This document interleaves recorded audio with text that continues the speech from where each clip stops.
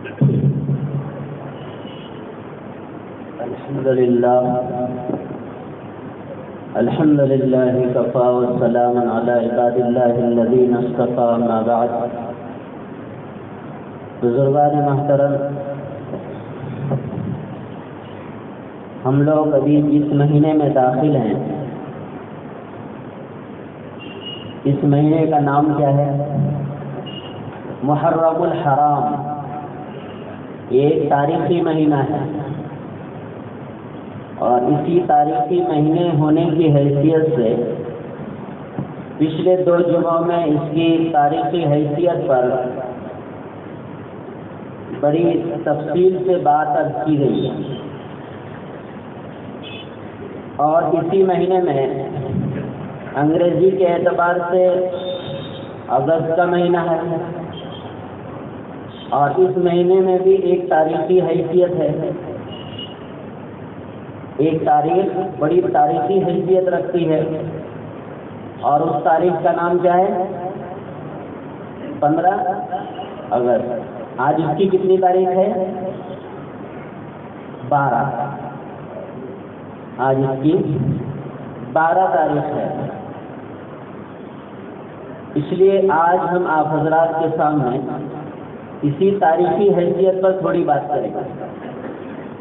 محرم کے مہینے پر جو ہم نے عالم انسانی کی تاریخ بیان کی تھی، بہت سارے حضرات اس کو سنے ہوں گے اور محفوظ بھی کیے ہوں گے، کیونکہ اسی مہینے میں یہ ایک تاریخ اور آ گئی ہے، تو اس کی بھی تاریخ سن لیتے ہیں. اور دونوں میں فرق یہ ہے اور کمال یہ ہے کہ مسلمان دونوں کی تاریخ سے ناواقف ہے. نہ محرم کی تاریخ سے واقف ہے، اور نہ ہی اگست کی 15 تاریخ سے کما حق واقفیت رکھتے ہیں. اسلامی تاریخ کے بارے میں تو یہ ایک یتیم مہینہ ہے، جس پر نہ ہم چرچا کرتے ہیں، نہ یاد کرتے ہیں، نہ مطالعہ کرتے ہیں، نہ بچوں کو سکھاتے ہیں، نہ پڑھتے ہیں. یہ ہمارا اپنا گھر کا قصور ہے. اور انگریزی مہینے کی جو تاریخ ہے، اس میں کچھ لوگ جو اصلی اعتبار سے تعلیم حاصل کرتے ہیں یا کیے ہیں، ان کو کچھ تاریخ معلوم ہے، مکمل وہ بھی نہیں. اچھا، یہ ہمارا دعویٰ ہے کہ مکمل نہیں ہے. کچھ حضرات ایسے ہوں گے ہزاروں کے بیچ میں 1-2 جو پڑھ لیے ہوں گے یا پڑھ لیتے ہوں گے، ورنہ عمومی طور پر اس 15 تاریخ کی بھی کوئی تفصیلی واقفیت مسلمان نہیں رکھتے. ہم مختصر طور پر اس میں بات کرتے ہیں. کہتے ہیں کہ جی 15 اگست کو ہندوستان آزاد ہوا، اور سن 1947. یہ 2 چیزیں خوب یاد ہے اور سب کو یاد ہے، بڑوں کو بھی اور بچوں کو بھی. 15 اگست 1947 کو کیا ہوا؟ ملک آزاد ہوا. اب اس کے آگے پیچھے اور کیا مراحل ہیں، اس سے زیادہ واقفیت نہیں رکھتے. بڑی بڑی تاریخ کی کتابیں لکھی گئی اور بڑی تفصیل لکھی گئی، اور چونکہ زمانہ کوئی لمبا پیچھے کا نہیں ہے، زمانہ کوئی پرانا نہیں ہے، اسی وجہ سے اس کی تاریخ تازہ ہے. کمی بیشی سے بہت کم ایسا ہے جو اس میں کمی بیشی ہے. زیادہ تر اس کی تاریخ صحیح ہے، اس لیے کہ تاریخ پرانی نہیں ہے بلکہ تاریخ نئی ہے. تو زیادہ تر لوگ جانتے ہیں 15 اگست 1947. کوئی اگر پڑھ لیتے ہیں تو پڑھتے پڑھتے تاریخ اتنی پڑھتے ہیں 1857 سے لے کر 1947 تک 100 سال کی تاریخ پڑھ لیتے ہیں. لیکن حقیقت یہ ہے کہ یہ 100 سال کی تاریخ پر یہ چیز کی ترتیب نہیں ہے، بلکہ 200 سال کی تاریخ کی ترتیب ہے.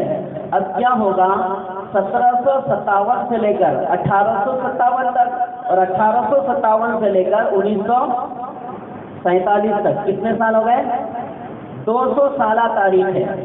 اب اس کو ہم 2-3 حصوں میں تقسیم کر کے مختصر انداز میں رکھتے ہیں تاکہ میں آسانی سے بول سکوں اور آپ آسانی سے اس کو تھوڑا سمجھ سکیں۔ پڑھنے کے لیے تو ضخیم کتابیں ہیں اور ہر ایک چیز پر تفصیل سے بات کی گئی ہے۔ ہم صرف ان باتوں کا تذکرہ کر دیتے ہیں تاکہ کبھی پڑھنے کا موقع آئے تو سمجھ میں آئے کہ نہیں یہ کچھ چیزیں ہم نے سن کے رکھی ہیں۔ تو ہم اس کو کئی حصوں میں تقسیم کرتے ہیں۔ نمبر 1، ہندوستان کی غلامی کے دور کا آغاز۔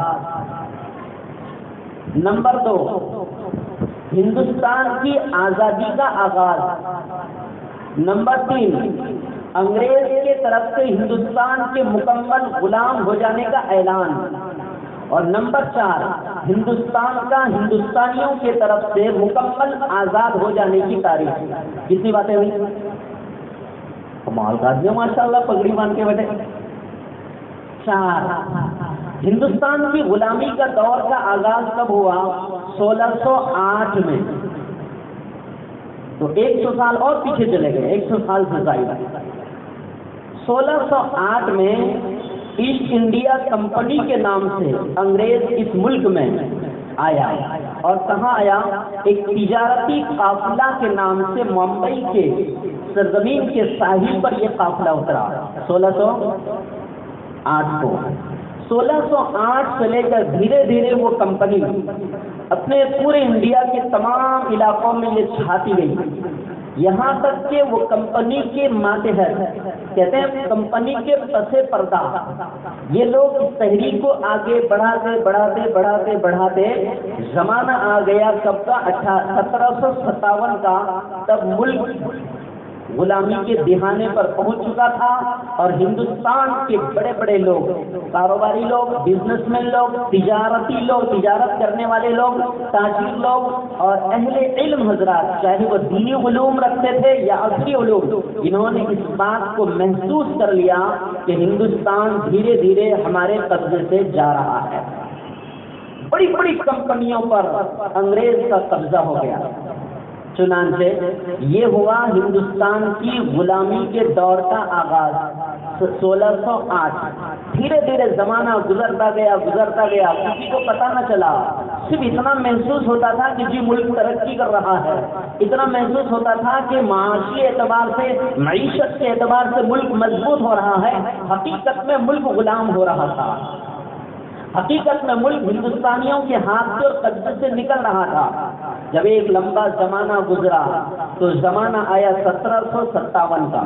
اب یہاں سے لے کر ہم کہتے ہیں آزادی کے دور کا آغاز۔ یہ دوسری بات ہے، آزادی کے دور کا آغاز پلاسی کے میدان میں نواب سراج الدولہ نے عین جوانی میں، یہ اس میدان میں جب انہوں نے جنگ کیا تو وہاں پر یہ شہید کر دیے گئے۔ اس کا کیا نام؟ نواب سراج الدولہ۔ پھر 1766 میں حیدر علی میسور کا عظیم حکمران، انگریز کو دھول چٹانے پر مجبور کرنے والا بہت بڑا سائنسداں، اور تاریخ میں لکھا ہے میزائل بنانے والا، جس کا نام کیا ہے؟ ٹیپو سلطان۔ کیا نام ہے اس کا؟ ٹیپو سلطان، جس کو شیر میسور بھی کہتے ہیں۔ انہوں نے جب کمال سنبھالی تو انگریز کو دھول چٹانے پر مجبور کیا۔ یہ ٹیپو سلطان نے 4 جنگیں لڑی ہیں۔ کتنی؟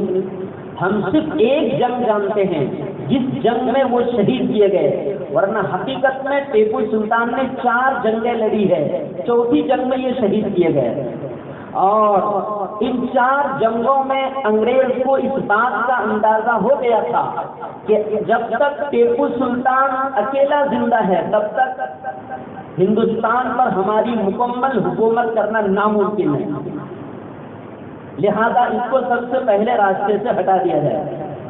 چنانچہ ایسا ہی ہوا کہ 1799 میں میر صادق اور میر معین کی غداری کی وجہ سے انگریز نے میسور پر حملہ کیا اور اس کو چاروں طرف سے گھیر لیا۔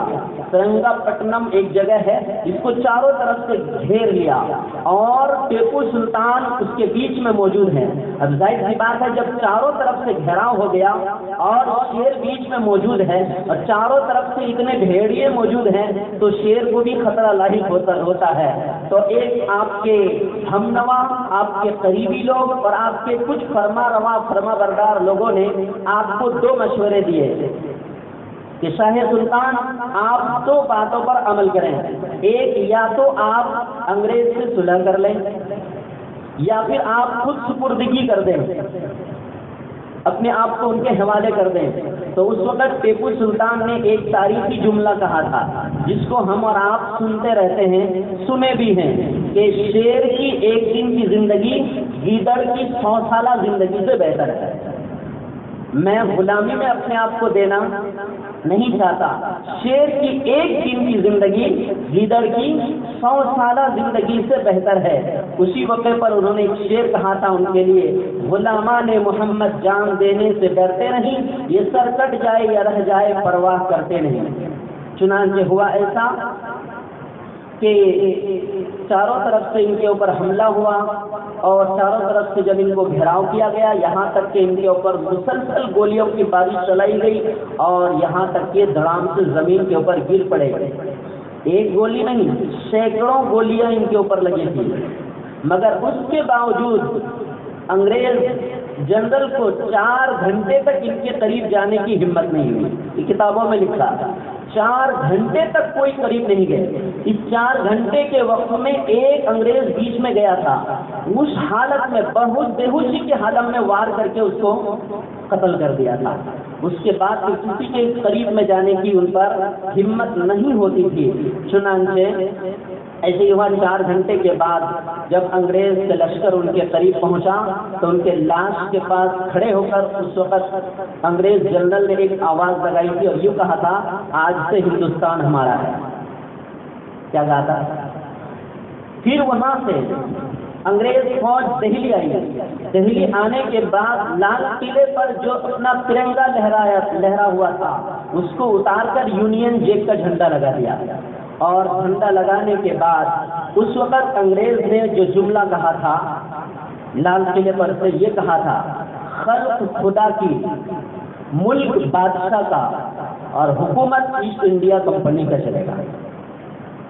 خلق خدا کی، مخلوق خدا کی، ملک بادشاہ کا، بادشاہ کوئی بھی رہے اس سے ہم کو کوئی پرواہ نہیں، ملک بادشاہ کا، اور حکومت جو چلے گی یہ ایسٹ انڈیا کمپنی کی حکومت چلے گی۔ چنانچہ ایسے موقع پر جب 1803 میں یہ بات محسوس کی گئی، جب انہوں نے 1803 میں دہلی میں آ کر یہ اعلان کیا تو اس وقت ایک بہت بڑے عالم دین جس کا نام ہے شاہ عبد العزیز محدث دہلوی رحمۃ اللہ علیہ، انہوں نے عمومی طور پر پورے ہندوستان میں ایک فتویٰ جاری کیا، اور فتویٰ یہ جاری کیا کہ ملک آج سے مکمل غلام ہو چکا، ملک آج سے مکمل غلام ہو چکا۔ انگریز نے اعلان کیا آج سے ہندوستان ہمارا ہے، خلق خدا کی، ملک بادشاہ کا اور حکومت ایسٹ انڈیا کمپنی کا۔ شاہ عبد العزیز رحمۃ اللہ علیہ نے فتویٰ یہ دیا، آج سے ملک غلام ہو گیا، اس لیے تمام ہندوستانیوں پر جہاد کرنا فرض ہو چکا ہے۔ ان کا یہ فتویٰ ہی صرف نہیں تھا، ہندوستان کے پورے ہندوستان کے گلی کوچے میں جہاد آزادی کی روح پھونک دینے والی آواز، اس پر ہندو مسلمان سب کوئی کندھے سے کندھا ملا کر ملک کو آزاد کرنے کی کوشش میں لگ گئے۔ چنانچہ عملی اقدام بڑھائے اور سید احمد شہید بریلوی رحمۃ اللہ علیہ اور شاہ اسماعیل شہید رحمۃ اللہ علیہ کو تیار کیا، اور ملک کے کونے کونے میں جا کر مجاہدین کی ٹیم تیار کرنا باضابطہ شروع کیا۔ اس کے بعد ایک اور بیچ میں بڑا مرحلہ پیش آتا ہے کہ اس ہندوستان کو آزاد کرنے کے لیے، اس کی ٹیم تیار کرنے کے لیے افغانستان کا ایک سفر ہوا، مگر راستے میں انگریزوں کی طرف سے سکھ برادریوں کو رکاوٹ کھڑا کر دیا اور ان سے جنگ ہو گئی، اور وہ جنگ مسلمان ہار گئے، جس کے نتیجے میں 1831 کو تحریک بالا کوٹ پیش آئی۔ آپ تحریک تاریخ پڑھیں گے تو پتہ چلے گا کہ تحریک بالا کوٹ کس کو کہتے ہیں۔ سید احمد شہید بریلوی رحمۃ اللہ علیہ اور شاہ اسماعیل شہید رحمۃ اللہ علیہ 300 مجاہدین کے ساتھ اس جنگ میں شہید ہو گئے۔ 300 مجاہدین کے ساتھ اس جنگ میں شہید ہو گئے، اور اس طرح تحریک بالا کوٹ بھی ناکام ہو گیا۔ زمانہ آ گیا 1857 کا، 1757 سے 1857 تک۔ یہ میں نے مختصر بیان کیا، صرف کچھ بات ذہن سے سر پر سے گزر جائے۔ زمانہ آ گیا 1857 کا۔ اس 1857 میں انگریز کی طرف سے بڑا طوفانی اور خونی جنگ ہوا۔ انگریز جس طرح پاگل ہو چکا تھا کہ اتنے زمانے تک ہم نے اس ملک پر محنت کی، ہم نے اپنی دولت لگائی، اور ہم نے اتنا بسیرا اور اتنا ٹھکانہ لگا لیا، اور آج ہماری حکومت کو یہاں سے اکھیڑنے کی کوشش کرتے ہیں۔ چنانچہ 1857 میں ایک بہت زبردست انہوں نے جنگ لڑی۔ چنانچہ میرٹھ، دہلی، لکھنؤ، پٹنہ، الہ آباد، مراد آباد، بہار، جھانسی، تھانہ بھون، یہاں تک کہ شاملی، جو ہریانہ پانی پت میں ہے، شاملی کا میدان، یہاں پر ایک جنگ ہوئی، زوردار جنگ ہوئی۔ اس میں حضرت مولانا قاسم نانوتوی رحمۃ اللہ علیہ اس جنگ میں شریک تھے۔ مولانا مظہر نانوتوی رحمۃ اللہ علیہ، ان کو بھی گولی لگی، ان کو بھی گولی لگی۔ مولانا رشید احمد گنگوہی رحمۃ اللہ علیہ یہ بھی زخمی ہوئے۔ ایک حافظ ضامین تھے، یہ شہید ہو گئے یہاں پر۔ اور اسی زمانے میں 1857 کی جنگ میں دہلی کا آخری مغل بادشاہ کون تھا؟ بہادر شاہ ظفر۔ ان کو نظر بند کر دیا۔ نظر بند کرنے کے بعد ان کے 4 بیٹے تھے۔ انگریز نے چاروں بیٹوں کا سر کاٹ کر ایک بڑے تشت میں تھال میں رکھ کر ناشتے کے وقت ان کے سامنے پیش کیا۔ جب بتاؤ تم بادشاہ ہو، تم بادشاہ ہو، تو اس وقت بہادر شاہ ظفر نے ایک جملہ کہا تھا۔ یہ جملہ بھی تاریخ کی کتابوں میں لکھا ہوا ہے کہ تیمور کی اولاد ایسے ہی سرخ روح ہو کر باپ کے سامنے پیش کیے جاتے ہیں۔ سرخ روح کا مطلب لال چہرہ۔ ہم لوگ اگر سرخ روح بولیں تو اس کا مطلب ہوتا ہے خوشی، کہ بڑی سرخ روئی کے ساتھ ملاقات ہوئی، یعنی خوشی خوشی۔ انہوں نے سرخ روح کو خون سے آلودہ سے تعبیر کیا، خون کے لت پت سے تعبیر کیا کہ تیمور کی اولاد سر جھکاتی نہیں، سر کٹا کر باپ کے سامنے آتی، سر جھکا کر نہیں، سر کٹا کر کے باپ کے سامنے۔ اس 1857 کی خونی جنگ جب پورے ہندوستان کے گلی کوچوں میں انگریز نے ایک تباہی مچا دی، یہاں تک کہ ہندو مورخ ہے ایک، انہوں نے اس وقت کی 1857 کی جنگ کی کتاب لکھی ہے۔ اس آدمی کا نام ہے میورام گپت۔ انہوں نے اپنی تاریخ کی کتاب میں لکھا ہے کہ 1857 کی جنگ میں صرف مسلمان مجاہدین جو شہید ہوئے ہیں وہ 5 لاکھ ہیں۔ 5 لاکھ۔ اس میں پھر برادران وطن غیر مسلم بھائی جتنے شریک تھے وہ مزید، صرف مسلمان جو اس میں شہید ہوئے ہیں کہ یہاں تک کہ کوئی بھی ملک کے چوراہے پر کہیں پر بھی عام گزرگاہ پر کوئی ایسا درخت خالی نہیں تھا جہاں پر پھانسی کا پھندا لٹکا ہوا نہیں تھا اور جہاں پر کسی مسلمان کی گردن لٹکی ہوئی نظر نہ آتی۔ 5 لاکھ مسلمان شہید ہوئے۔ اس کے بعد یہ گرما گرمی کا زمانہ چل ہی رہا تھا کہ ایسا ہوا کہ ایک غدر کا زمانہ آئے گا، جیسا آپ بولیں گے سنیں گے کتابوں میں یا تقریر میں، 1857 کی غدر۔ غدر کا معنی دھوکہ۔ اس میں کیا ہوا تھا، ایک آدمی تھا اس کا نام ہے والی خان، ان کا اور ایک انگریز افسر کا دونوں کا جھگڑا ہو گیا کارتوس پر سور کی چربی لگانے کے اور نہ لگانے کے بارے میں، ان کا جھگڑا ہو گیا۔ تو والی خان نے افسر کو، انگریز افسر کو قتل کر دیا۔ ان کا قتل کرنا تھا کہ پھر انگریز بھڑک گیا پورے ملک میں۔ اس افسر کو قتل کرنے کے بعد پورا بھڑک گیا اور اس انگریز جماعت نے، فوج نے 1857 کی اس میٹر کو غدر کا نام دیا اور اسی کو کہتے ہیں 1857 کی غدر۔ آگے چل کر یہ بات آئے گی، یہ بات یاد رکھیے گا 1857 کی غدر یہ کیا ہے۔ چنانچہ اس کے بعد بہادر شاہ ظفر کو قید کر کے کہاں بھیج دیا گیا، اس کو رنگون بھیج دیا گیا۔ ایک شعر موبائل میں آپ لوگ کچھ اشعار سنتے ہوں گے جس میں وہ کہتے ہیں، ان کے طرف سے کسی نے کہا ہے، لگتا نہیں ہے دل میرا اجڑے دیار میں، کس کی بنی ہے عالم ناپائیدار میں، کتنا بد نصیب ہے ظفر زمین دفن کے لیے، کتنا بد نصیب ہے ظفر دفن کے لیے، 2 گز زمین بھی نہ ملی کوئے یار میں۔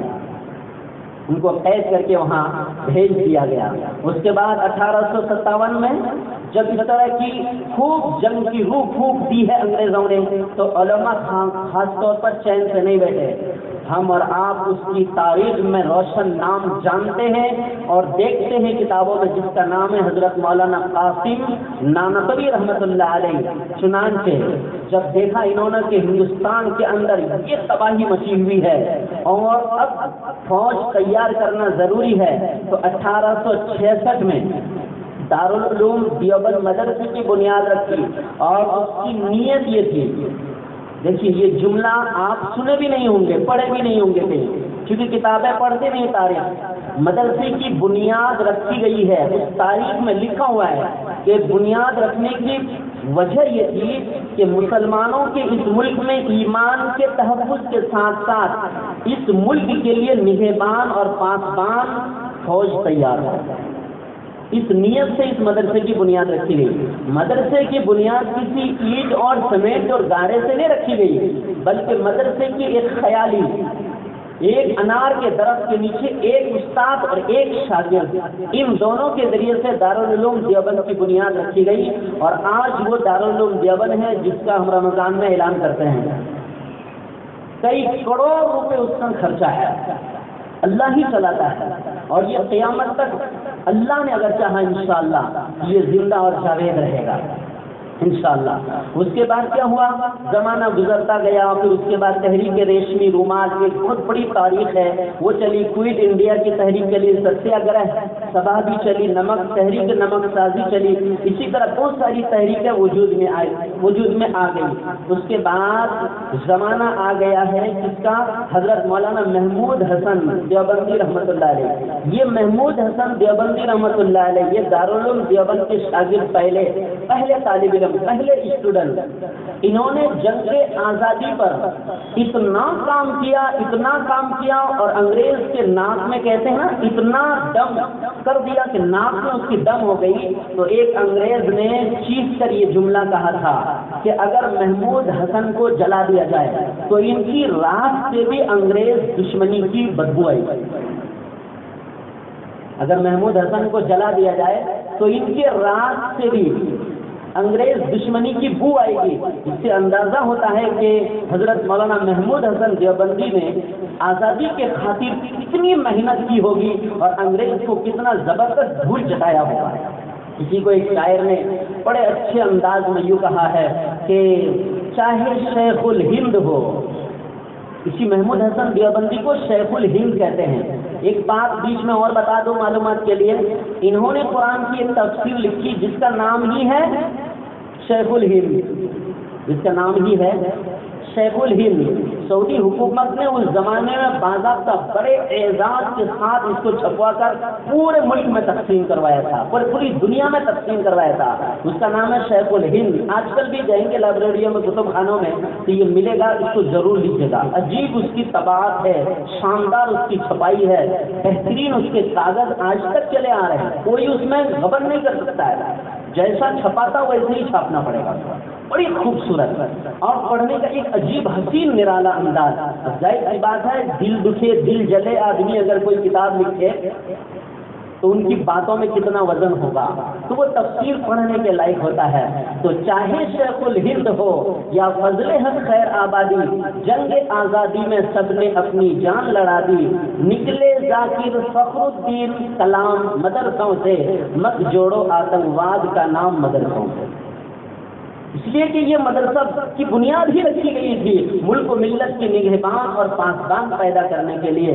اسی دارالعلوم دیوبند کے ایک شاعر نے مثال اس طرح دی ہے، اس اسلام کے اس مرکز سے ہوئی تقدیس عیاں آزادی کی، اسلام کے اس مرکز سے ہوئی تقدیس عیاں آزادی کی، اس باب حرم سے گونجی ہے 100 بار اذاں آزادی کی۔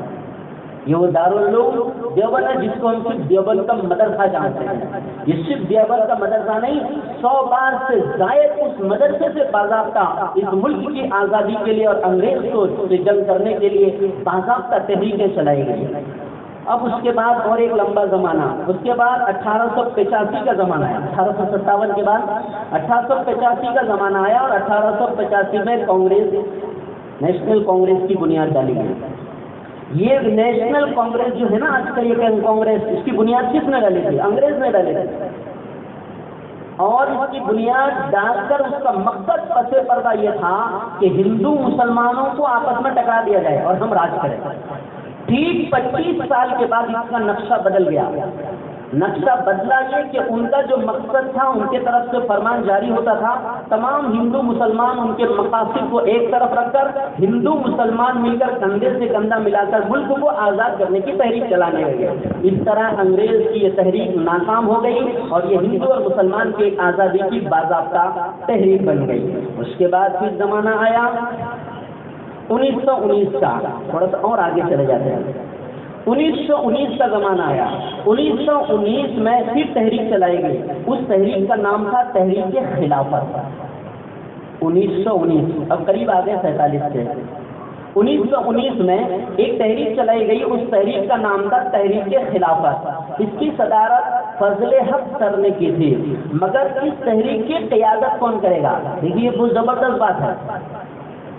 آج ملک میں قائد نہیں ہے کوئی. اس وقت جو بھی تحریک بنتی تھی فوراً اس کا قائد طے ہوتا تھا. قائد کا مطلب جس کا لے کر اس کو چلے گا کون، جھنڈا کس کے ہاتھ میں ہوگا، جھنڈا کس کے ہاتھ میں ہوگا. تو چنانچہ اس کی قیادت کے لیے تحریک بنی. تحریک خلافت صدارت کر رہے ہیں فضل حق سر، لیکن قیادت کے لیے جو بات آئی ہے تو دو آدمیوں کے نام آئے ہیں. دونوں کو آپ لوگ جانتے ہیں کتابوں میں. ایک لکمانیہ تلک کا نام اور ایک گاندھی جی کا نام. ان دونوں کا نام ہے. گاندھی جی کا پورا نام کتاب میں کیا لکھا ہے؟ موہن داس کرم چندر گاندھی. ان دونوں کا نام آیا اور گاندھی جی کے نام پر اتفاق ہوا. اس وقت اتنے الیکشن نہیں ہوتے تھے، اتنا ٹینشن نہیں ہوتا تھا. ان کی طرف گروپ بندی، ان کی طرف گروپ بندی نہیں ہوتی تھی. دو کے نام آئے، ایک پر فائنل ہو گیا. ٹھیک ہے، گاندھی جی کا فائنل ہو گیا. چنانچہ مسلمانوں نے ان کو اٹھایا اور اٹھا کر دہلی کے جامع مسجد کے سیڑھی پر گاندھی جی سے ہندو مسلم اتحاد کی تقریر کروائی. گاندھی جی کی وہ صرف تقریر ہی نہیں تھی بلکہ آزادی میں روح پھونکنے کا ایک بہت ہی بڑا اہم کردار والی تقریر تھی گاندھی جی کو. اور گاندھی جی کو مہاتما کا لقب کس نے دیا ہے؟ مسلمانوں نے دیا ہے. مہاتما کا لقب ہے مہاتما گاندھی. وہ سیڑھی پر تقریر کرنے کے بعد ان کا نام مہاتما پڑا. جب سیڑھی سے وہ نیچے آئے تو علی برادران نے محبت میں پیار سے ان کو باپو کہا.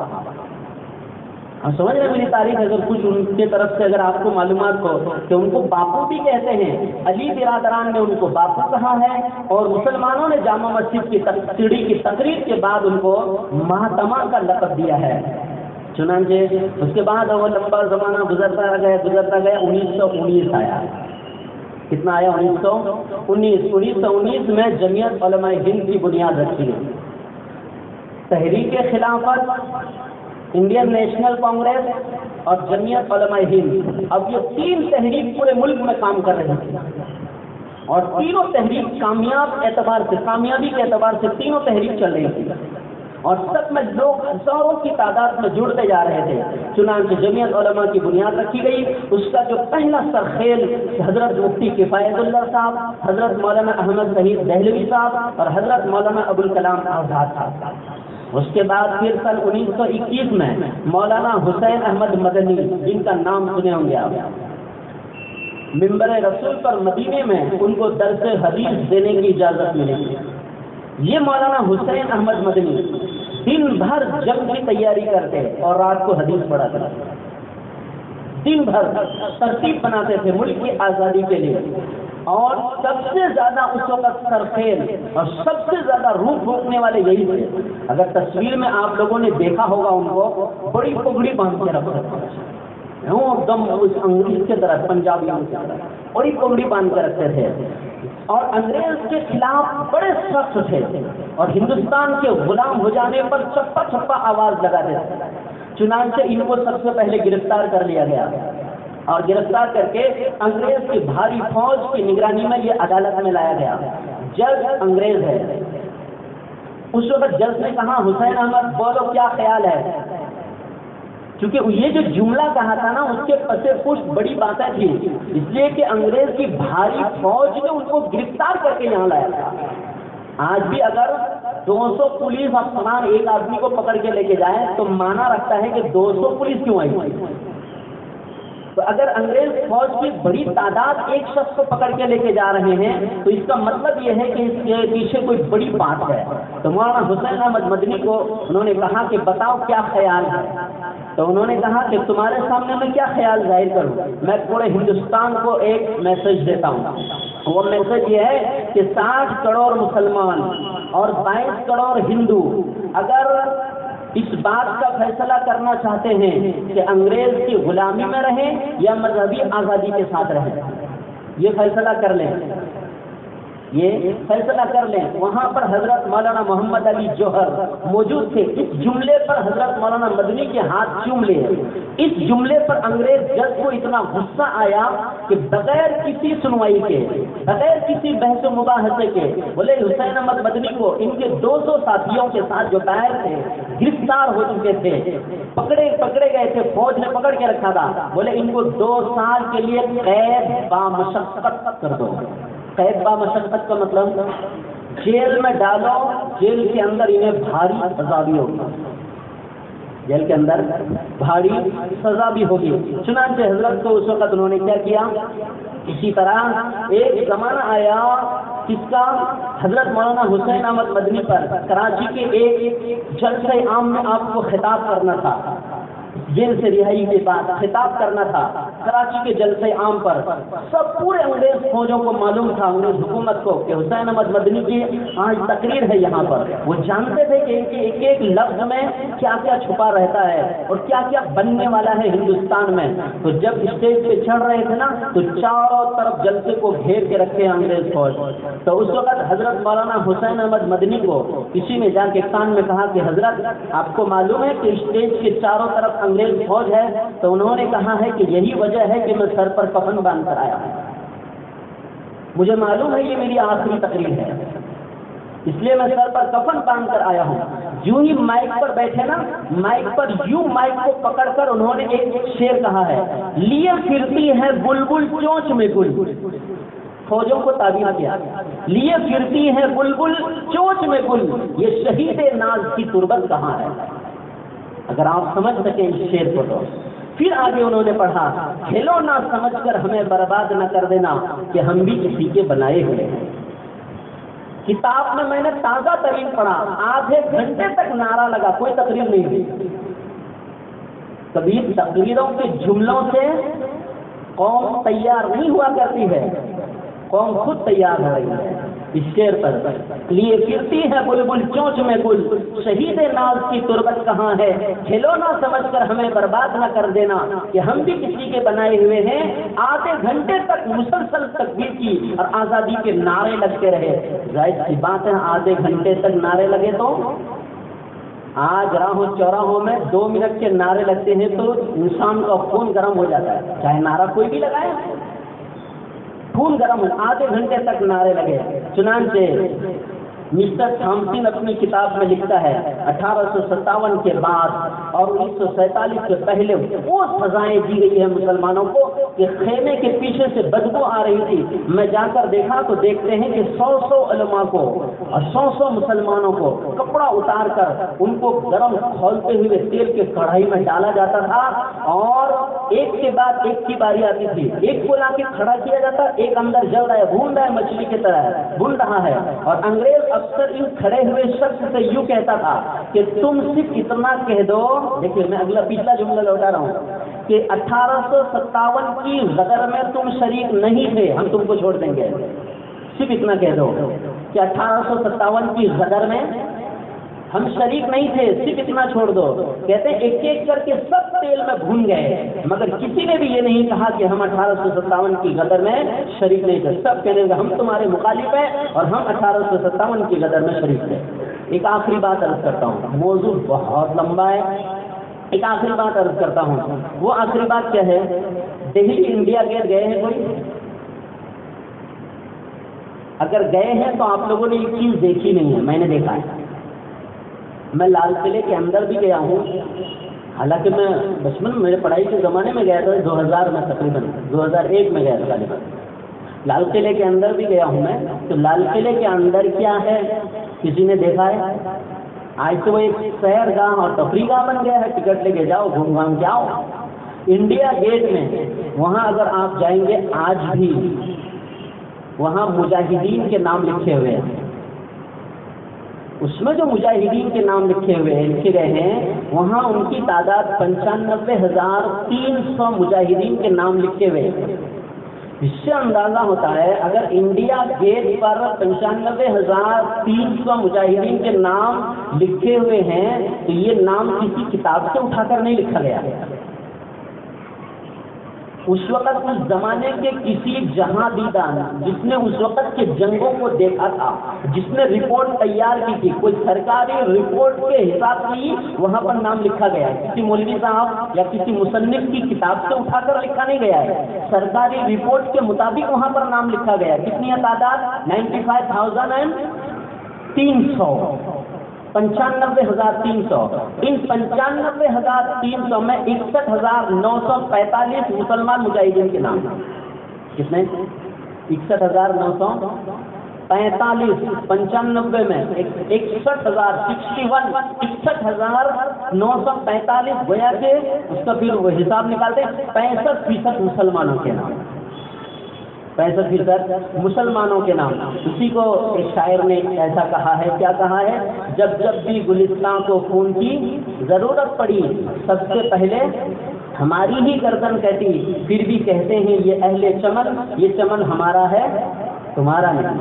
ایک آخری بات عرض کر دوں، اس جنگ آزادی میں بہت سارے خواتین نے بھی حصہ لیا تھے، ان میں سے کچھ مسلم خواتین کے نام کتابوں میں ہیں، صرف ان کے نام میں عرض کر دیتا ہوں، ذہن سے صرف گزر جائے نظر سے کہ وہ کون ہے؟ عزیزن by, Mallika Zeenat Mahal, be اما، بیگم حضرت محل، بیگم نشاط النساء، فاطمہ خانم، امجدی بیگم، سعادت بانو، بی بی حشمت، آمینہ قریشی، ماجدہ بیگم، حسینی بیگم، خدیجہ خاتون، ارونا آصف علی، اور ایک نام اور ہے، اس کا نام ہے بیگم زلیخا۔ یہ بیگم زلیخا کون ہے؟ یہ حضرت مولانا ابوالکلام آزاد کی بیوی ہے۔ یہ حضرت مولانا ابوالکلام آزاد جن کے آزادی کے ایسے ہیرو تھے، کئی مرتبہ جیل میں گئے، ٹوٹل ان کے جیل جانے کی مدت، جیل میں رہنے کی مدت 9 سال 7 مہینے 24 دن، 9 سال 7 مہینے 24 دن تک یہ جیل میں رہے۔ جیل میں رہ کر انہوں نے کئی کتابیں لکھی، پڑھے ہیں کسی نے؟ قرآن کی تفسیر انہوں نے لکھی ہے، جس قرآن کا نام ہے ترجمان القرآن، جس کا سورہ فاتحہ کی 500 صفحے میں، کتنے ہیں؟ 500 صفحہ کہتے ہیں، کس کو زیادہ ہی ہے، بلکہ میں پڑھا ہوں اور پڑھ گیا ہے میرے پاس۔ سورہ فاتحہ میں ہے کیا عالم شریف میں؟ اس لیے میں نے کیا کہا تھا ایک جملہ، دل جلے آدمی اگر کتاب لکھے، کوئی تحریر لکھے تو اس کی تحریر میں دم ہوتا ہے۔ وہ انسان اگر تفسیر لکھ رہا ہے تو سورہ فاتحہ کی تفسیر میں انہوں نے کیا کیا لکھا ہوگا کہ 500 صفحے ہو گئے۔ انہوں نے جیل میں کتاب لکھی ہے، اس کتاب کا نام ہے غبار خاطر، میں اس کو پڑھ چکا ہوں، ایک بار بھی کئی بار پڑھ چکا ہوں۔ کیا نام ہے کتاب کا؟ پڑھنے کے لائق ہے وہ کتاب، پڑھنا چاہیے وہ کتاب، غبار خاطر۔ جیل کے زمانے کے اور جیل کے اندر کے حالات کو انہوں نے لکھا ہے اس کتاب میں، یقیناً اس کتاب کو بھی خوب پڑھنا چاہیے۔ اس کے بعد حضرت مولانا ابوالکلام آزاد جب ملک تقسیم ہونے کے دہانے پر ہوا، اور ملک 15 اگست 1947 کو، اس میں بھی اگر ایک تاریخی بات بتا دوں آپ کو کہ ملک کی آزادی کا اعلان کس نے کیا تھا؟ اب بھائی ابھی جو کچھ بھی ہو، مگر تاریخ اٹھا کر دیکھیں، ملک کی تقسیم کا اعلان جس نے کیا تھا اس کا نام کیا ہے؟ Governor general Lord Mountbatten, یہ انگریز تھا۔ 14 اگست 1947 کو پاکستان کے آزاد ہونے کا اعلان کر دیا، اور 15 اگست 1947 رات کے 12 بجے کے تھوڑی دیر بعد فوراً متصل کتابوں میں لکھا ہے نصف شب، آدمی شب میں انہوں نے جب پورا ہندوستان سو رہا تھا تب جا کر اس نے اعلان کر دیا کہ 15 اگست 1947 کو ہندوستان آزاد ہوا، جب لوگ ہندوستان چھوڑ کر جا رہے تھے کہ بھائی پاکستان مسلمانوں کو دے دیا گیا، جب جا رہے تھے تو حضرت مولانا ابوالکلام آزاد جامع مسجد دہلی کے سیڑھی پر کھڑے ہو کر آواز لگا رہے تھے، مسلمانوں یہ ملک چھوڑ کر نہ جاؤ، یہ ملک تمہارا ہے، یہ ملک ہم نے تقسیم نہیں کیا ہے، اس ملک کی تقسیم پر ہمارا سائن نہیں ہے، دستخط نہیں ہے، جو کہ یہ تاریخ ملک کی تقسیم پر ہمارا سائن نہیں ہے، جس نے بھی سائن کیا وہ غدار ہے، ملک ہمارا ہے، یہی رہنے کا فیصلہ کرو۔ چنانچہ حضرت مولانا ابوالکلام آزاد نے اس طرح کی بہت ساری قربانیاں دی، اس طرح اور بھی جنگ آزادی کی ایک بڑی تفصیلی تاریخ ہے، ہم اور آپ اس کو پڑھیں، انشاءاللہ پڑھنے سے اس کی اور بھی ڈیٹیل اور تفصیل معلوم پڑے گی۔ وآخر دعوانا